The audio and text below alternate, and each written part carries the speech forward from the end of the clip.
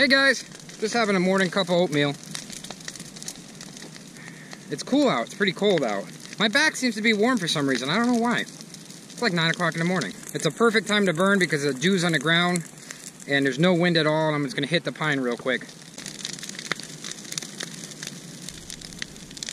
I thought there was a fire behind me, my back's steaming from the sun because I had my jacket on, I took it off. You see my back steaming? Look at that, literally 5 minutes later, the pile's like 10 trees gone. Happy Friday, peeps! I think it's Friday. I should double check on that. It is! It's Friday! Hooray!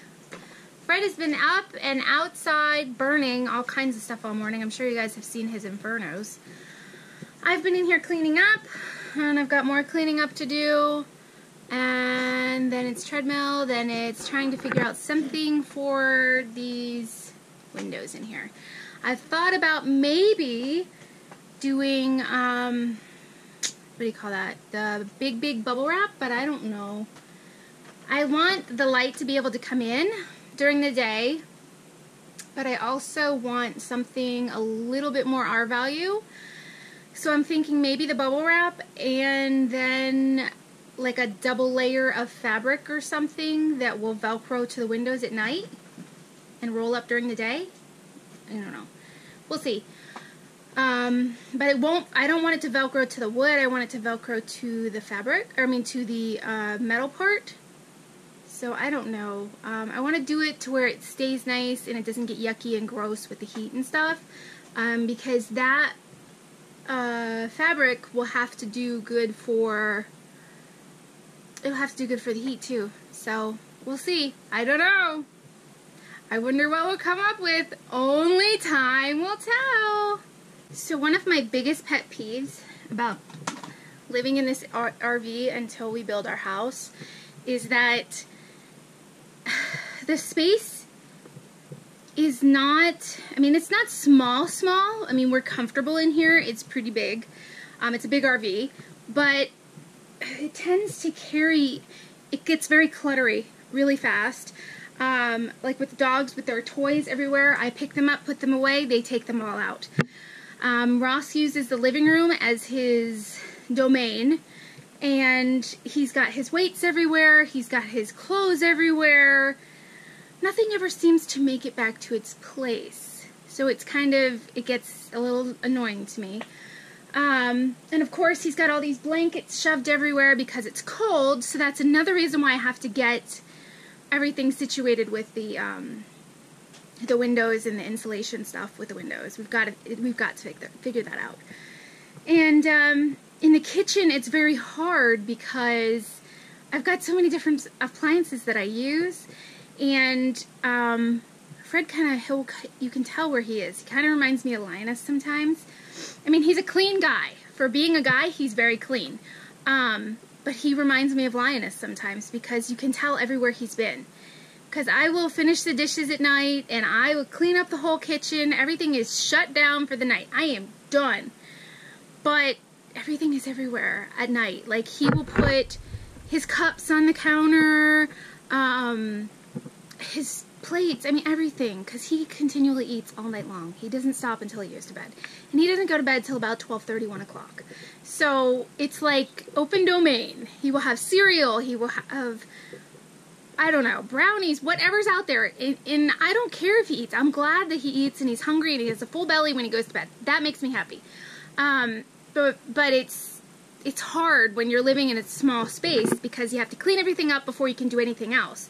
You know, like if you're cooking, you've got to clean all the dishes first, you know, from the night before, and then you can start cooking, and then, you know, you've got to clean all those dishes, and then you got to clean the other dishes. It's just, it gets to, it's not that it's hard, and I'm not complaining at all. I really am not. I'm just saying it's an extra step. It's an extra couple of steps when you're doing things in an RV because it's smaller space, you know what I mean? Like in a house, okay, so what? You've got a full sink of dishes, but you can still move to a different space and finish cooking. At least I could in the house. Or, you know, you just stick everything in the dishwasher really quickly, turn it on, and you're done. And you know how, you know, you're exhausted from cooking, whatever. Everything goes into the dishwasher and you're good. And it really wasn't such a big deal. You know, he would rinse his bowl out, put it in the dishwasher. It really wasn't such a big deal as it is, you know, being in the RV. Have you guys met my Linda? Doodle. Bella. Camera. Yes, we're using it. Sorry guys if Fred talked your ear off over there. Look. I took the bolt out. I'm changing this arm, this U-joint. This is a slip joint right here. And this will just slip right out, and I'll put the new bearing in because it's got a little bit of play in it, the new U-joint. So watch, I'll show you. See the play? There's a little play in here. I don't like that because then my steering wheel moves like this much. The steering box has a little play. It's a newer steering box, but there's nothing I can do about that. Those are about $1,000. I burnt that in an hour and a half. Huge pile. It's not a sore thumb anymore. It's something I had to do, so I want to get it done. So this right here is coming off like butter.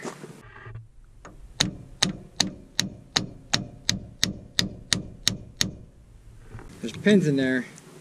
Little C-clamps I gotta get off. I can't see them, there's too much grease. Holy smokes. Gotta clean all this grease off. I need a degreaser so I can see. Okay, 2 hours later, I got the bearings out. This is the new one right here. That's the shaft. I'm cleaning it all up, and I got the bearings out. That was a bear. 30 minutes of hammering on it, but I got it out.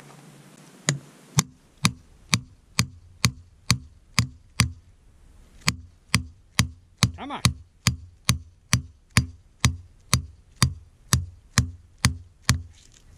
Wow. Sucker's hard.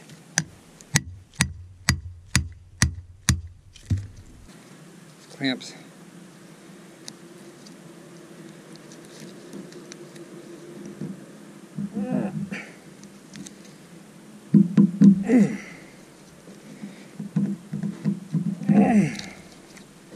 Woo! Should pop right on there.